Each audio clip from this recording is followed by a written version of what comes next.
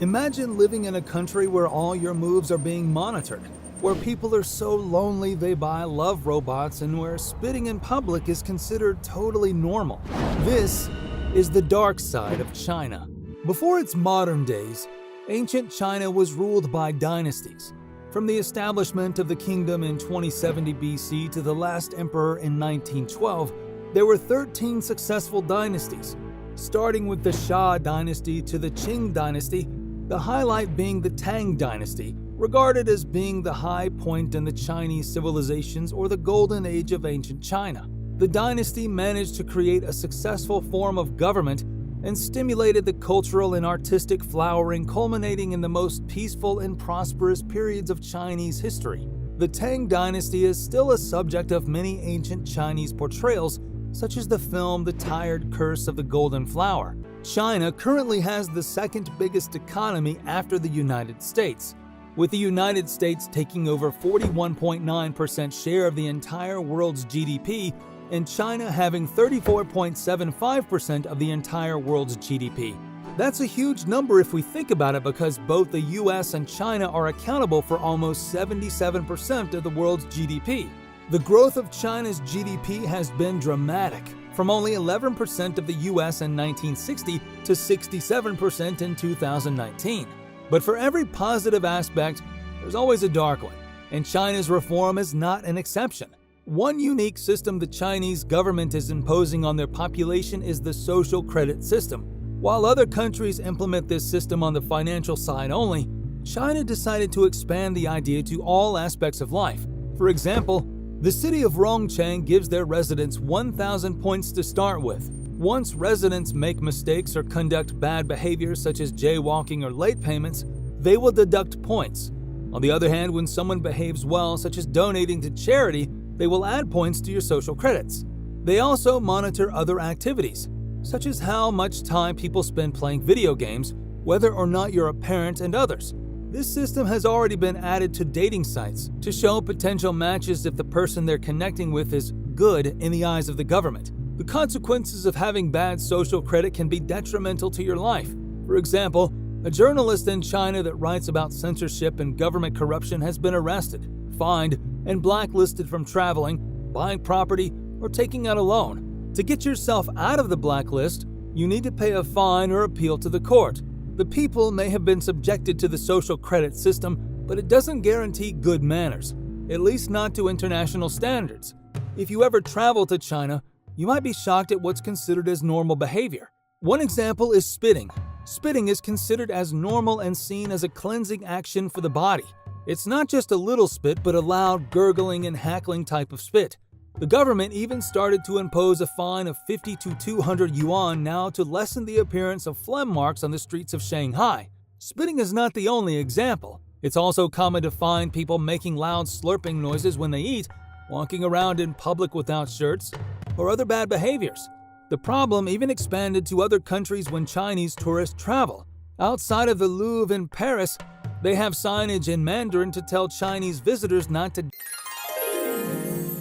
In the Maldives, a hotel took out kettles from rooms of Chinese tourists because they kept cooking instant noodles and even shellfish using the kettle that was intended for water only. The government even published a guide for their people on how to avoid being a terrible tourist. China's National Tourism Administration released a 64-page pamphlet on how to behave abroad, complete with illustrations. Some examples are: don't shout in public, don't hoard public facilities, flush toilets after use, and don't relieve yourself in public. Another common problem in China is its food safety issues. This has been an ongoing problem because of the poor knowledge on contamination and hygiene standards. A unique case of Chinese toxic fake food is the soy sauce case. Chinese manufacturers exported cheap soy sauces to US and UK markets. But according to investigation, these soy sauces were made using human hair gathered from salons, barbershops, and hospitals. It is then processed using chemical amino acid extraction. One issue that China might face is its shrinking population.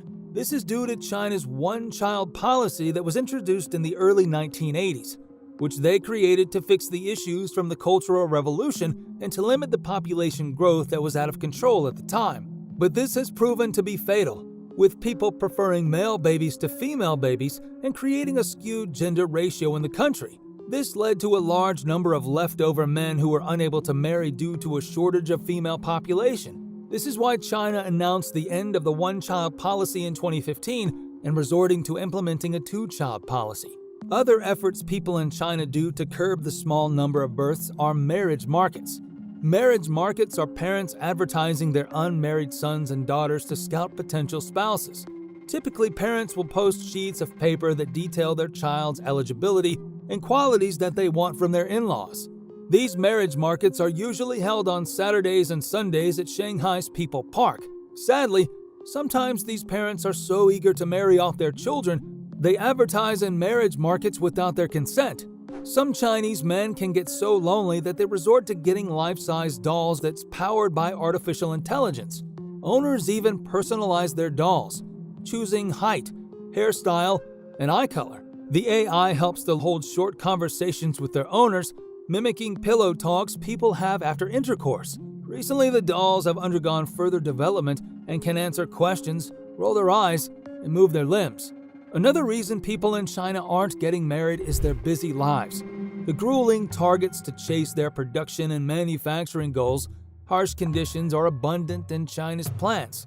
This leads us to another factor that could jeopardize China's economic advancement: the toxic 996 work culture, which people call fancy labor exploitation. 996 work culture refers to starting work at 9 a.m.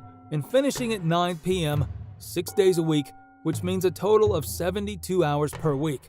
They embedded this culture into their workers as a sacrifice they have to make as a virtue and something they do for the greater good. Manufacturers or factories can freely do this because of relaxed labor laws that tends to side with the big companies. Thankfully, in August 2021, Chinese Supreme Court deemed the practice to be illegal.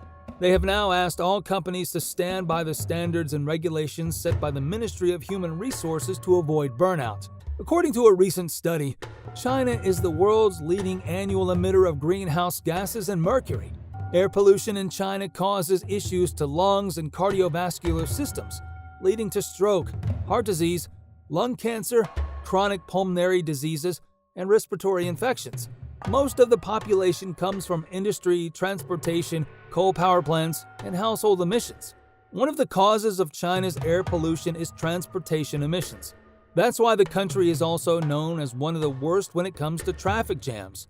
Did you know that China had the world's worst traffic jam on August 14, 2010?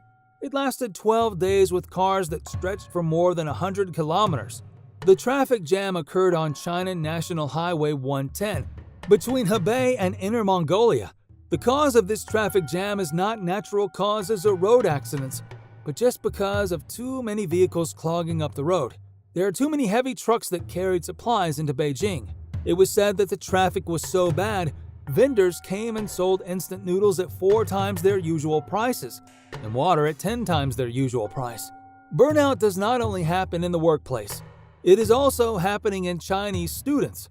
Extra lessons or private tutoring are done as early as preschool ages, with kids as young as 3 years old joining intensive studying sessions. This anxiety has given way to the creation of a multi-billion-dollar industry, cram schools. Normal student life includes studying non-stop from 6:50 in the morning to 9:50 at night, which leaves no time for social life and rest. This is possibly why Chinese students resort to cheating on exams to succeed no matter the circumstances. For example, Tony Wang, who runs an agency that helps Chinese students study abroad, has helped more than 100 students cheat on English exams.